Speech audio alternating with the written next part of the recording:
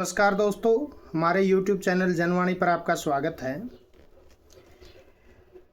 कल जो है बंगाल में लास्ट चरण का मतदान हो चुका है और SIR के बाद पूरे देश में जो चुनाव हुए हैं उसी के प्रत्याशी जो है या बंगाल में जो पहले चरण में 92% मतदान हुआ उसी के कमोबेश 90% से ज़्यादा का मतदान हुआ है। पर जो ये 7 जिलों की 142 सीटों पर मतदान था ये TMC का गढ़ था और पिछली बार जो TMC को बम्पर जीत मिली थी उसमें बहुत बड़ा रोल इन्हीं 142 सीटों का था। तो मतदान के बाद सभी चैनलों के एग्जिट पोल भी आए हैं, अलग अलग एनालिसिस करने वालों ने अपना एनालिसिस किया है और हमें जो लग रहा है बंगाल चुनाव में वो बीजेपी जो है 150 प्लस यानी कि 155 से 165 के बीच में जो सीटें लेकर सरकार बनाती हुई दिखाई दे रही है। तो ये कोई एक स्टेट के अंदर सरकार बनाने का मामला नहीं है। बंगाल जो है वो बीजेपी के लिए बहुत विशेष है। उसका पहला काम तो ये है कि आज़ादी के बाद से आज तक बंगाल में कभी बीजेपी का कोई होल्ड नहीं रहा, कभी कोई सरकार में हिस्सेदारी नहीं रही। और उससे भी बड़ा कारण ये है कि बीजेपी के जो आइडियोलॉजिकल गुरु थे या जो प्रथम पुरुष जो थे श्यामा प्रसाद मुखर्जी, वो खुद बंगाल से थे। कितनी हास्यास्पद बात है कि जिस पार्टी के जन्मदाता जहाँ से थे वहाँ आज तक कभी सरकार में बीजेपी नहीं रही, पर नरेंद्र मोदी के नेतृत्व में ये करिश्मा हमें होता हुआ दिखाई दे रहा है।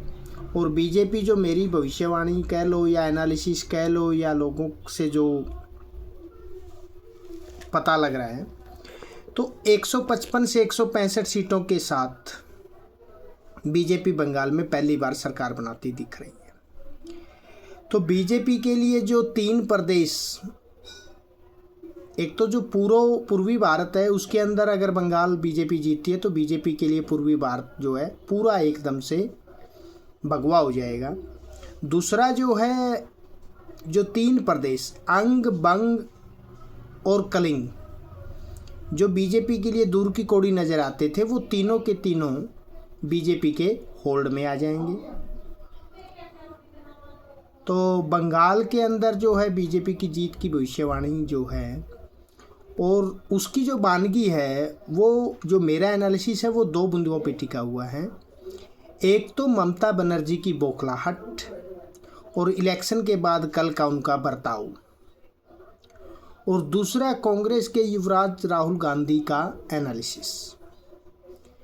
क्योंकि आपने देखा होगा आज तक कभी कांग्रेस की जो सेंट्रल लीडरशिप है उसने कभी भी TMC के खिलाफ जो जाके डायरेक्टली कभी कुछ नहीं बोला था, पर इस इलेक्शन के अंदर खुद राहुल गांधी जो है वो TMC को भ्रष्ट और गुंडा पार्टी बता रहे थे। यानी कि जो कांग्रेस का एनालिसिस है उसके हिसाब से कांग्रेस जो है TMC जो है वो सरकार नहीं बना रही है। क्योंकि अगर TMC सरकार बना रही होती तो कांग्रेस हाईकमान ये रिस्क कभी नहीं लेता और इस तरह से TMC के खिलाफ खुद कांग्रेस नेतृत्व प्रचार में नहीं उतरता।